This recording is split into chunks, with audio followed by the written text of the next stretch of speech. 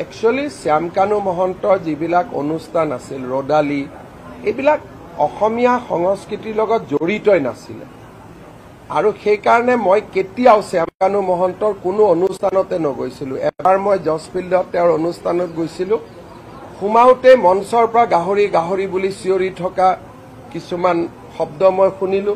তেতিয়া মই দেখিলো ইয়াত বিহুৰ লগত কি সম্পৰ্ক আছে। মই গেটৰ পৰাই ওলাই গুচি আহিলো। গতিকে মই মোৰ সমস্ত পলিটিকেল কেৰিয়াৰত এবাৰ তেওঁ পাতা দিল্লীত অনুষ্ঠান এটা গৈছিলো 8 বছৰ আগতে। আদাৰৱাইজ শ্যামকানু মহন্তৰ মই কোনো অনুষ্ঠানত নগৈছিলো। ব্যক্তিগতভাৱেও তেওঁৰ অনুষ্ঠানবিলাকত মই কেতিয়াও এনকাৰেজ কৰা নাছিলো।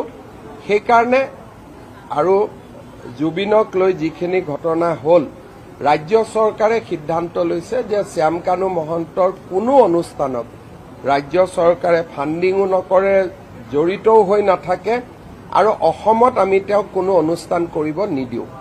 দ্বিতীয়তে ভাৰত চৰকাৰকো আমি জনাই দিছো যে তেওঁক যাতে কোনো ধৰণৰ স্পন্সৰশ্বিপ বা ডিৰেক্টলি ইনডাইৰেক্টলি তেওঁক যাতে পেট্ৰনাইজ নকৰে, কাৰণ তেওঁৰ অনুষ্ঠানবিলাকে আমাৰ অসমীয়া সংস্কৃতিক প্ৰতিনিধিত্ব নকৰে।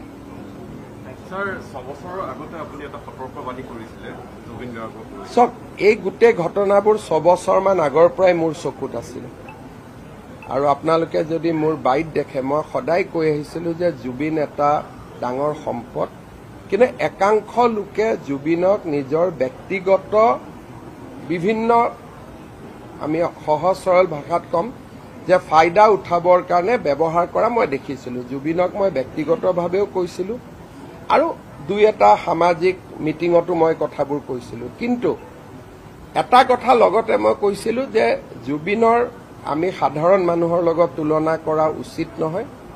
সাধাৰণতে আৰ্টিষ্ট মানুহবিলাকৰ ব্যৱহাৰ সাধাৰণ মানুহৰ দৰে নহয়। তেওঁলোকৰ চিন্তা ভাৱনা অলপ ওপৰত থাকে, বেলেগ ধৰণে থাকে আৰু মোৰ জুবিনৰ ওপৰত মই দিয়া কেইবাটাও বক্তব্য তেখেতৰ জীৱিত কালত সামাজিক মাধ্যমত বা বিভিন্ন ধৰণে উপলব্ধ। আপোনালোকে গোটেইকেইটা পঢ়িব পাব আৰু জুবিনৰ প্ৰতি মোৰ মনৰ যিটো ভাৱ আছিলে সেইটো আপোনালোকে বহুত ক্ষেত্ৰত দেখিছে।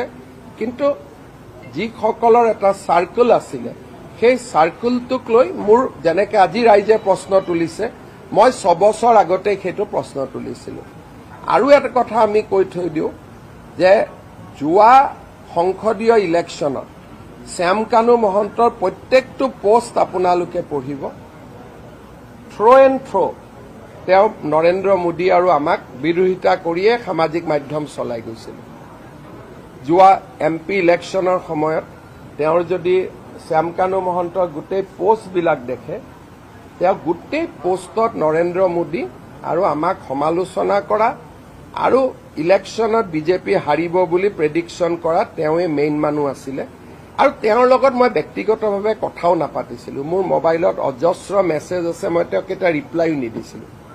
গতিকে তেওঁৰ ওপৰতো মোৰ যিটো দৃষ্টিভংগী তেওঁ নিজেও জানে। মই বহুত দিন তেওঁক কৈছো যে তোমাৰ যিটো তুমি কৰা এইটো উচিত নহয় আৰু অসমখনক লৈ যিটো সংস্কৃতিৰ নামত যিটো অপসংস্কৃতি সেইটো মই কেতিয়াও ছাপোৰ্ট কৰা নাছিলো আৰু সেইকাৰণে শ্যামকানু মহন্তৰ লগত মোৰ বহুত বেছি সম্পৰ্ক নাছিল। কিন্তু অসমখন কিমান ডাঙৰ, ইজনে সিজনৰ লগততো ক'বাত নহয় ক'বাত গা খুন্দিয়াবলগীয়া হয়েই।